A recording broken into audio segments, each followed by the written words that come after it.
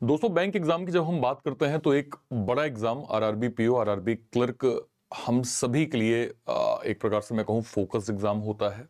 इसका कारण यह है कि इसमें एक इंग्लिश सेक्शन जो है वो एक तो होता नहीं है प्री के अंदर, और मेंस में भी आपको ऑप्शनल मिलता है। मतलब यह है कि ऐसे कोई बच्चे जो ये कहें कि सर मुझे इंग्लिश में प्रॉब्लम होती है, इंग्लिश मेरे लिए चैलेंजिंग होता है, उन सभी बच्चों के लिए आरआरबी एक बड़ा एग्जाम होता है। हर साल बहुत सारे बच्चे इसकी तैयारी कर रहे होते हैं। आरआरबी मतलब होता है रीजनल रूरल बैंक, मतलब कि जो आपने देखा होगा, जैसे अगर मैं मध्य प्रदेश में बात करूं तो एक झाबुआ निमाड़ जो है वो ग्रामीण बैंक होता है, जैसे हमारे साइड एक रीवा सीधी ग्रामीण बैंक होता है। तो ये जो बैंक होते हैं ये बेसिकली आरआरबी से जो है वो लिंक होते हैं। और इन बैंक्स की तैयारी का एक बेनिफिट यही है कि अगर आपका इंग्लिश थोड़ा सा बेटर नहीं है तो आप क्वांट और रीजनिंग को भी फोकस करके इस एग्जाम को जो है वो क्लियर कर सकते हैं। आज हम इस पे डिटेल बात करने वाले हैं, इंपॉर्टेंट पॉइंटर भी डिस्कस करेंगे, और अगर आप अभी से तैयारी करना स्टार्ट कर रहे हैं तो क्या क्या मेन चीजें आपको ध्यान में रखनी होगी, इस पे हम लोग बात करेंगे। नमस्कार दोस्तों, स्वागत है आप सभी का एक बार फिर से। अगर आप इस चैनल पे नए हैं, इस वीडियो को पहली बार देख रहे हैं, मेक श्योर करें आप सभी लोग चैनल को सब्सक्राइब जरूर कर लीजिए, क्योंकि यहाँ पे ना केवल इंपॉर्टेंट इन्फॉर्मेशन, प्री से मेंस तक का complete reasoning content one stop solution में दिया जाता है। ठीक है, बेसिकली आरआरबी के अंदर दो तरह की पोस्ट होती है, जिसको अगर मैं थोड़ा सा यहाँ पे डिफाइन करने की कोशिश करूं तो एक आपका हो जाता है आरआरबी पीओ यानी प्रोविजनरी ऑफिसर, जो कि बाद में एएम बनते हैं, और एक आपका हो जाता है आरआरबी क्लर्क, जो कि असिस्टेंट लेवल की आपकी पोस्ट होती है। ठीक है, सबसे पहले अगर मैं यहाँ पे इन डेप्थ देखूं तो हमें यहाँ पे समझना पड़ेगा आरआरबी क्लर्क में बेसिकली आपका ग्रेजुएशन जो है वो रिक्वायरमेंट होता है। ठीक है, आपने बीए बीएससी बीकॉम बीटेक कुछ भी किया है वो आपको यहाँ पे मिलता है। ठीक है, 18 से 28 साल की एज लिमिट होती है। प्री होता है, मेंस होता है, फिर इसके बाद एलपीटी लैंग्वेज प्रोफिशिएंसी टेस्ट होता है। 45 मिनट 80 क्वेश्चंस आपको प्री में मिलते हैं, जिसमें रीजनिंग 40 क्वेश्चन 40 मार्क्स, और आपके मैथ्स जो है वो 40 क्वेश्चन 40 मार्क्स। सेक्शनल रीजनिंग में 25 मिनट्स मिलता है, और क्वांट के अंदर जो सेक्शनल मिलता है वो आपको 20 मिनट मिलता है। ध्यान रखिएगा, इसमें सेक्शनल कट ऑफ भी आपकी होती है, ओवरऑल कट ऑफ भी होती है, और नेगेटिव मार्किंग जो है वो 1/4 आपकी यहाँ पे होती है। जब हम मेंस की बात करते हैं, रीजनिंग 40 क्वेश्चन 50 मार्क्स, क्वांट भी 40 क्वेश्चन 50 मार्क्स। यहां भी आपको ये मिलेगा इंग्लिश हिंदी में 40 क्वेश्चन 40 मार्क्स। इंग्लिश या हिंदी आपके लिए ऑप्शनल होगा, आपको ये एक लैंग्वेज चूज कर सकते हैं। जीए में 40 क्वेश्चन 40 मार्क्स, कंप्यूटर में 40 क्वेश्चन 20 मार्क्स। 2 घंटे का समय होता है, 200 जो है वो मार्क्स आपको कहां पे आरआरबी क्लर्क में मिलते हैं। ठीक है, बात करते हैं आरआरबी पीओ की। इसमें क्या डिफरेंसेस है? एज लिमिट 18 से 30 साल यहां पे आपको दे दी जाती है। अगेन ग्रेजुएशन की यहां रिक्वायरमेंट होती है, आपने बीए बीएससी बीकॉम बीटेक कुछ भी किया है आप अप्लाई कर सकते हैं। प्री आपका 45 minute 80 question 40 question 40 marks, 40 question 40 marks, जिसमें रीजनिंग आपको 25 मिनट दिया जाता है, क्वांट में आपको 20 मिनट दिया जाता है। सिलेक्शन प्रोसेस में प्री होता है, मेंस होता है, फिर आपका इंटरव्यू होता है। ठीक है, यहां भी ध्यान रखिएगा, आपका सेक्शनल कट ऑफ होगा, साथ में ओवरऑल कट ऑफ यहां पे होता है, नेगेटिव मार्किंग 1/4 की होती है। Again mains 40 question 50 marks, quant 40 question 50 marks, English 40 question 40 marks, GA 40 question 40 marks, computer 40 question 20 marks. Total 200 question हो गए, और मतलब टोटल 200 मार्क्स हो गए। 2 घंटे का समय आपको ओवरऑल यहां पे दिया जाता है। ठीक है, ओके। अब बात करते हैं सैलरी स्लिप की। ये आरआरबी पीओ की सैलरी स्लिप है, शायद आपको ये दिख ना रही हो, मैं इधर आ जाता हूं, इधर आप देखें। 2025 की ज्वाइनिंग है। ठीक है, और आज की डेट से अगर आप देखें 48,000 बेसिक पे है, सारी चीजों को ऐड कर देंगे तो यहाँ पे नेट जो बन रहा है ग्रॉस 89,613। इसमें अगर आप डिडक्शंस एनपीएस कट कर दें, एनपीएसजी कट कर दें, तो लगभग जो नेट सैलरी बन रही है नियर अराउंड 80,000 के करीब बन रही है। बहुत अच्छे नंबर्स अगर मैं कहूं तो आरआरबी के अंदर आपको सैलरी के नंबर्स यहाँ पे दिख रहे हैं। आरआरबी क्लर्क की हम लोग बात करते हैं, ये शायद आपको दिख ना रहा हो, मैं यहाँ पे आ जाता हूं। तो बेसिक पे नियर अराउंड 26,000, स्पेशल पे, फिर house rent allowance, DA special allowance, DA on special allowance, overall gross जो है वो 47,000 के आसपास ग्रॉस बन रहा है। और जब आप डिडक्शंस वगैरह कट कर देते हैं तो नियर सैलरी 43,713 है। अच्छे नंबर से नियर 45,000 के करीब आपको सैलरी मिल रही है। वो भी वेरी करता है, चारे कम ज्यादा हो सकता है, नियर आपका 45 जो है वो सैलरी स्ट्रक्चर हो सकता है। ठीक है, बात करते हैं आरआरबी कट ऑफ की। देखिए पीओ लेवल का पेपर है तो जाहिर सी बात है इसका लेवल अब तो आएगा ही। मैं लास्ट ईयर का ही कट ऑफ यहां पे देख पा रहा हूं, तो आप देखें कि 80 में से जो मैक्सिमम ट्रेंड गया है हायर कट ऑफ 64 हरियाणा देख पा रहा हूं मैं, 65 वेस्ट बंगाल में देख पा रहा हूं, उत्तराखंड 62 है, पंजाब 63 है, देन और अगर मैं देखूं ओडिशा 58 है, महाराष्ट्र 58 है, 63 हिमाचल प्रदेश है, 56 यहाँ पे बिहार है, बाकी स्टेट्स आप देख सकते हैं। ये मैक्सिमम कट ऑफ है जो आउट ऑफ 80 जो है वो हमें देखने को मिल रहा है। जब हम क्लरिकल लेवल की बात करते हैं तो ये 2024 का कट ऑफ आप देख सकते हैं। कई स्टेट्स जैसे वेस्ट बंगाल देखिए 80 में से 77, देन हिमाचल प्रदेश 74, हरियाणा 75, इसके बाद अगर मैं देखूं और कोई महाराष्ट्र 72, मध्य प्रदेश यहाँ पे 70, उत्तराखंड 74.50, ओडिशा 74, राजस्थान 70.50, पंजाब 73, बिहार 66.75। ये आपके अलग अलग स्टेट के, मतलब क्योंकि क्लरिकल लेवल का paper as compare to PO आसान हमें मिलता है, इसलिए यहाँ पे लेवल अप कंटेंट आपको अच्छा खासा देखने को मिल रहा है। ठीक है, ज्यादा अगर मैं वेटेज की बात करूं क्या एग्जाम में आता है, स्पेशली अगर मैं प्री की बात करूं, जैसे अगर मैं अर्लियर ट्रेंड की बात करूं तो डीआई हमें लगभग 10 questions, then simplification 15 questions, missing number series लगभग 5 क्वेश्चन और अर्थमेटिक के 10 से 15 क्वेश्चन। ये हमारा क्वांट का जो एनालिसिस है मैक्सिमम वेटेज एग्जाम में इस प्रकार से होता है। रीजनिंग की अगर हम बात करें, पजल और सिटिंग इन जनरल एवरेजेस आपको 15 से 20 मार्क्स पजल सिटिंग का मिल गया, सिलॉग 3 से 5 question, inequality 4 question, meaningful word 1 question, alpha numeric series 5 से 8 क्वेश्चन, मतलब अल्फा न्यूमेरिक सीरीज 5 तरह की होती है, एटलीस्ट 2 पैटर्न हमें इन जनरल देखने को मिल जाता है, ऑड वन आउट और ब्लड रिलेशन 3 क्वेश्चन। ये हमारा जो है वो रीजनिंग का एनालिसिस हो गया।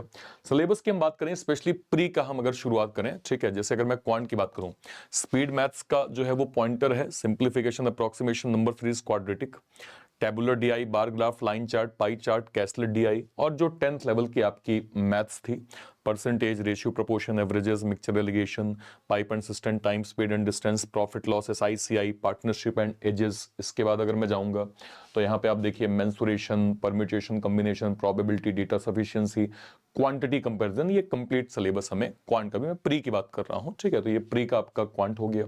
रीजनिंग अगर मैं बात करूं, अब रीजनिंग 2 सेक्शन में बाइफरकेट है। पहला पजल सेक्शन आपको अच्छा खासा जो है वो वेटेज दिलाता है, जिसमें आप देख सकते हैं linear sitting, double row, circular sitting, square sitting, floor based, day puzzle, month puzzle, year puzzle, date puzzle, time puzzle, tabular puzzle, box puzzle, इसके अलावा flat puzzle, flat floor puzzle, ठीक है, मैट्रिक्स पजल है ना, uncertain puzzle, stack puzzle, ये सारे format आपको sitting और पजल के अंदर मिलते हैं।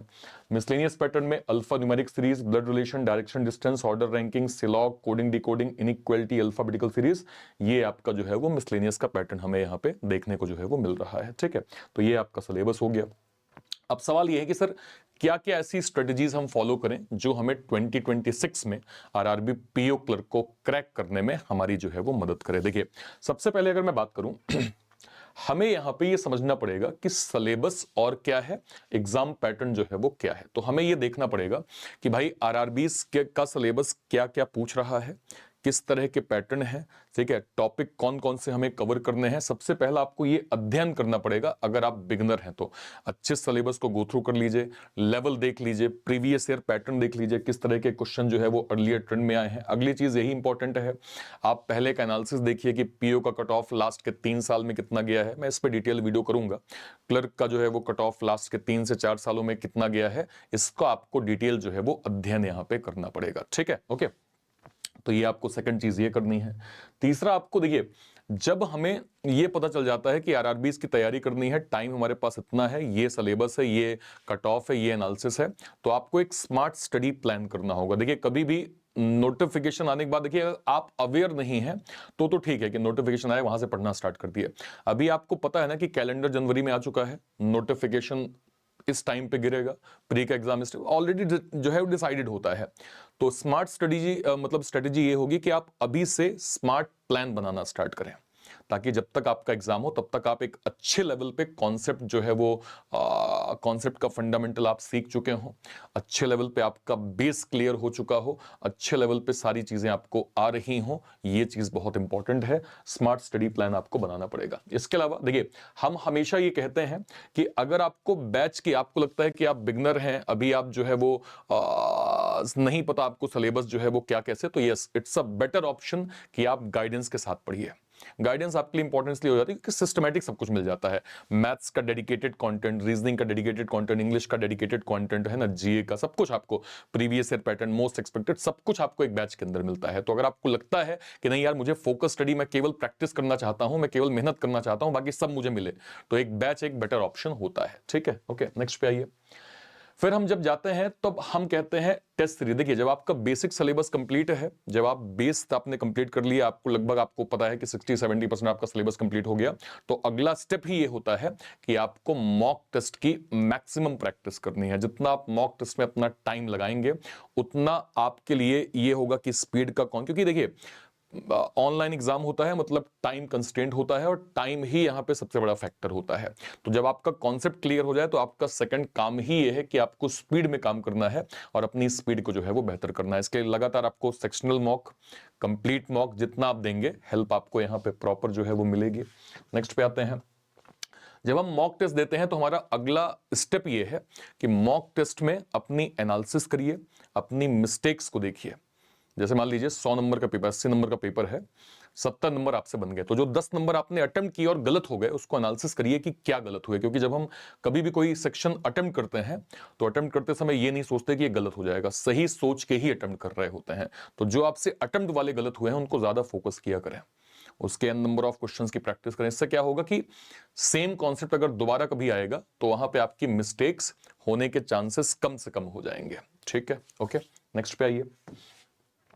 फिर आपको ये फोकस करना पड़ेगा कि जैसे स्पीड का गेम आपका प्री का है, तो आपको रीजनिंग में क्या क्या शॉर्ट ट्रिक्स हैं, सिंप्लीफिकेशन, अप्रोक्सीमेशन, कैलकुलेशन में क्या क्या ट्रिक्स हैं जो आपको स्पीड बनाने में आपकी मदद करेंगी, इन चीजों को भी आपको इन डेप्थ यहाँ पे फोकस जो है वो करना पड़ेगा। ठीक है, लास्ट में मैं ये कहूंगा, स्पीड और एक्यूरेसी बहुत बड़ा फैक्टर है। अगर आप एग्जाम की तैयारी कर रहे हैं तो स्पीड का गेम आपको समझना ही पड़ेगा, क्योंकि अगर 80 में से 75, 76, 77 कट ऑफ जा रहे हैं, इसका मतलब ये है केवल कॉन्सेप्ट से काम नहीं चलेगा, आपको एक लेवल अप होके स्पीड में भी अपना जो है वो महारत हासिल करना पड़ेगा। ठीक है, और लास्ट में इसमें कोई दो राय नहीं है कि आप अगर कंसिस्टेंट प्रैक्टिस, रेगुलर प्रैक्टिस नहीं, कंसिस्टेंट प्रैक्टिस अगर आप कर रहे हैं, मन अच्छा कर रहा है तो भी पढ़ना है, नहीं मन अच्छा कर रहा है तो भी पढ़ना है, जब आप इस फॉर्मूले को लाइफ में अप्लाई करते हैं तो आपको इसके रिजल्ट मिलने स्टार्ट होते हैं। इसलिए कंसिस्टेंसी को सबसे टॉप प्रायोरिटी रखिए, ये आपके सिलेक्शन में आपकी बहुत मदद करेगा। ठीक है, ओके।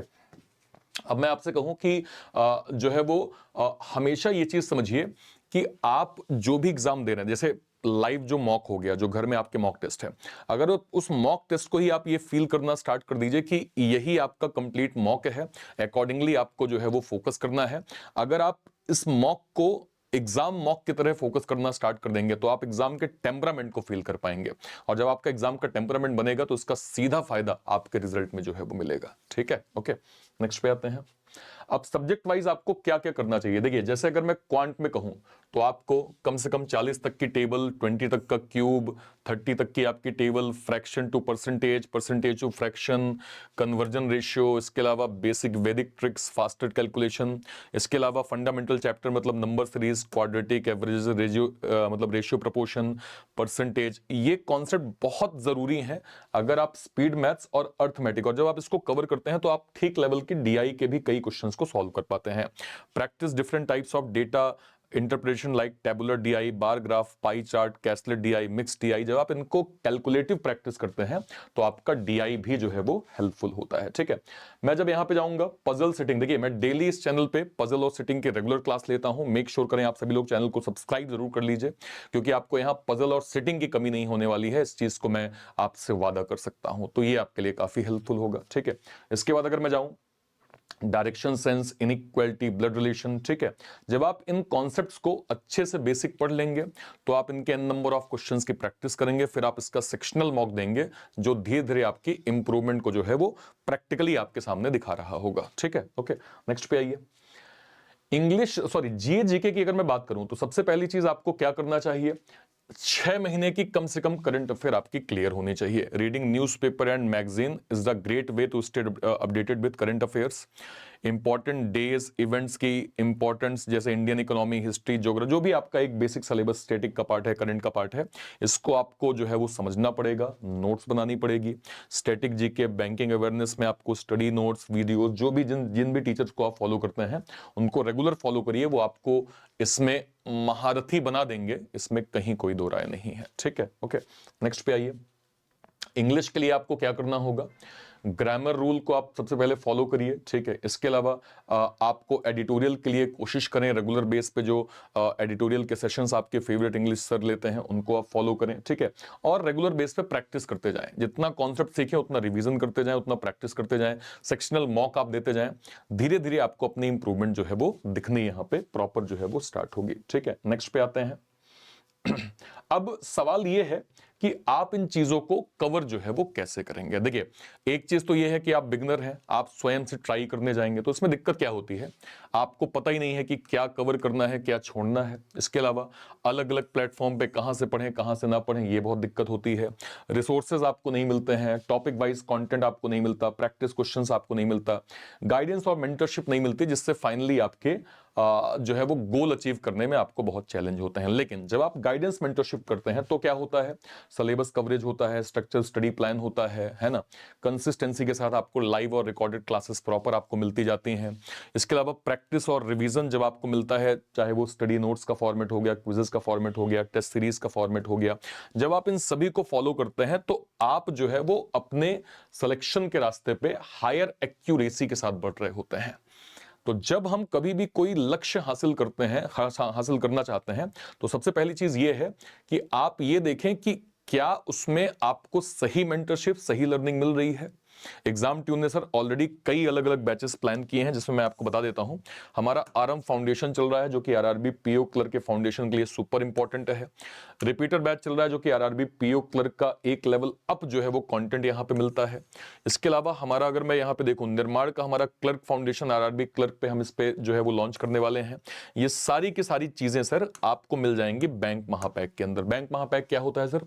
एक ऐसा पैक जो हमारे ग्रेजुएट बच्चों के लिए, जो अभी फाइनल ईयर पे हैं, जो सेकंड ईयर पे हैं, जो आरआरबीएस की तैयारी करना चाहते हैं, डेडिकेटेड हमारा बैंक महापैक है, जिसमें अगले 1 साल तक जितने भी बड़े नोटिफिकेशंस आएंगे, उन सभी को जो बैचेस बनेंगे वो सब आपको बैंक महापैक के अंदर प्रॉपर मिल जाएगा, जो आप 1 साल के लिए बहुत डिसेंट प्राइसिंग में, 1.5 साल के लिए आप 1499 और 2 साल के लिए जो है वो 1699 में प्रॉपर आप अवेल कर सकते हैं। फिलहाल डिस्काउंटेड प्राइस आपको यहाँ पे मिल जाएगी, ये प्राइस में आप बैंक महापैक जो है वो क्या कहते हैं अवेल कर सकते हैं। इसके अलावा हमारे जो एक्स सर्विसमैन सर लोग हैं, देखिए मुझे बताते हुए बहुत खुशी हो रही है, हमारा प्लेटफॉर्म इकलौता ऐसा प्लेटफॉर्म है जिसमें हम ना केवल एक्स सर्विसमैन पे बात करते हैं, हम इसमें गाइडेंस, मेंटरशिप एवं बैचेस भी प्लान करते हैं। और इसका परिणाम हमने इस बार देखा कि इस बार बम्पर सिलेक्शंस हमारे एक्स सर्विसमैन कैटेगरी में हमारे सर लोगों के हुए हैं। और हम ये जरूर चाहेंगे कि नेक्स्ट सर नंबर आप लोगों का हो, चाहे आप आर्मी में हो, नेवी में हो, एयरफोर्स में हो। इसके लिए सर हमारा डेडिकेटेड एक एक्स सर्विसमैन सुपर नायक या सुपर पैक हमारा चल रहा है सर। ये सुपर पैक क्या है सर?